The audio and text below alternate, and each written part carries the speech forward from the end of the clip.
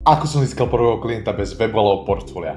Ak si myslíš, že na prvého klienta potrebuješ 3000 eurový web alebo nejaké obrovské portfólio, tak ti urobím teraz veľkú radosť. Poďme si ukázať dva spôsoby. Spôsob 1. Povieš klientovi: dobrý deň, účtujem si 3000 eur za 30 videí, zeditujem vám ich a vy si ich posunete sami. A klient sa pýta: OK, aké výsledky ste priniesli iným klientom, a ty urobíš čo? Skončil si. Naopak, je to spôsob 2, kde prídeš za klientom: dobrý deň, vytvoril som akvizičný systém pomocou AI, nechcem od vás nič dopredu, zaplatím mi len z toho, čo vám prinesiem. Je tam nulový risk na vašej strane. Ak sa aj klient opýta: OK, aké výsledky ste priniesli iným klientom, tak ty môžeš povedať: zatiaľ nemáme klientov v vašom obore, preto chceme byť platení len za výsledok, aby ste nemali vy žiadne riziko na svojej strane. O dosť väčšia šanca, že klient sa closne, nie? Prídeme ďalej, získaš prvých 5 na performance fee, naučíš sa na nich, ako robiť službu. Pozeraj free 2-3 hodinové tutoriály na YouTube, ako napríklad tieto.